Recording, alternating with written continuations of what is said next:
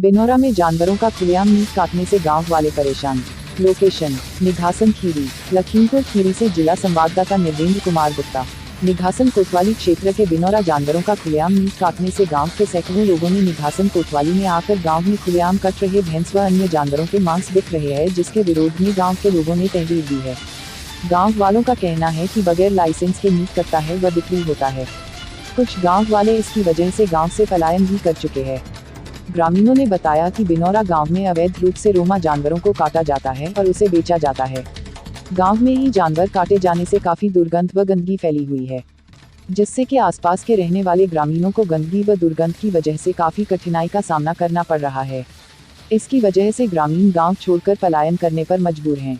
निघासन कोतवाली में बिनौरा गांव के सैकड़ों लोग होने वाली समस्या को लेकर एक लिखित तहरीर दी है और इस समस्या से निजात के लिए गुहार लगाई है। अब देखना यह है कि इन ग्रामीणों को होने वाली समस्या से निजात मिलेगी या नहीं। क्या नाम आपका? मेरा नाम राजेश कुमार है। मैं बिनौरा में रहता हूँ। हमारे सामने बस जस्ट ही 30-40 मीटर दूरी पे दुकान है। उस भैंसे की दुकान है, उसमें भैंसा कटता है। वहाँ पे पेड़ एक हमारे नल पे लगा, वहाँ से कौवे कोई भी चिड़िया उसको लाकर हम लोगों के बर्तनों में डालती हैं। हम लोग बहुत परेशान भैया, इतना परेशान है कि हम लोग पानी पीना लोटा फेंक देते हैं, बाल्टी फेंक देते हैं, जिसमें पाते हैं उसको तुरंत फेंक देते हैं, दूसरा नया निकालते हैं, फिर रखते हैं, दूसरे दिन वो फिर ला के डालते हैं। इतना हम लोग परेशान हैं भैया। कोई एप्लीकेशन शिकायत नहीं की? सर नहीं, आज हम लोग सब लोग इकट्ठा होके आज थाने आए थे, तो वो बोल रहे हैं कि भैया हम इसमें तुम कुछ नहीं कर पाओगे, हमारा लाइसेंस बना हुआ है और लाइसेंस कोई बोलेगा व्यक्ति तो फिर मार खाएगा। ये कितने दिन से कारोबार चल रहा है? कम एक साल से हो गया है सर।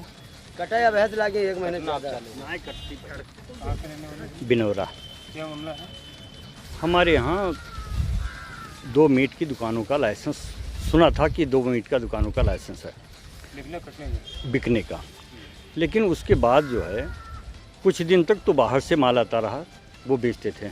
अब गांव में ही ये काटने लगे और गांव में भारी संख्या में मीट कटने लगा। जो भैंसें काटी जाती हैं उसकी आड़ में गोमांस भी काटा जाता है। कुछ अवशेष आए दिन गोमांस के खेतों में मिलते हैं, लेकिन हमारा गांव मुस्लिम बाहुल्य है। दर्जनों मुकदमे गोवंश के दर्ज हैं थाने में, उन पर कार्रवाई भी हुई, कई लोग अभी जेल में हैं। लेकिन जब ये गोमांस का इनका लाइसेंस बन गया, जब से ये लोग निर्भीक होकर के ये सब काम करने लगे, आज ये स्थिति है कि इस क्षेत्र से बिनौरा ग्राम से पूरे क्षेत्र का पोषण मांस से होता है।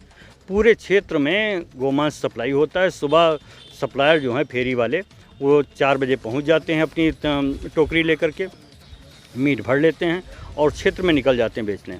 अब उसमें ये देखना कौन परीक्षण करे कि गोमांस है या भैंसे का मांस है।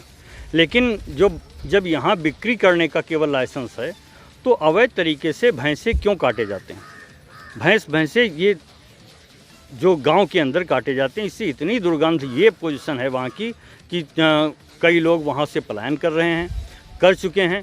घरों में खाना नहीं खा पाते हैं तो दूसरे घरों में जाकर के बनाते खाते हैं कि हमारे घर यार बहुत बदबू आती है, हम कैसे बैठें। ये पोजीशन आ गई है।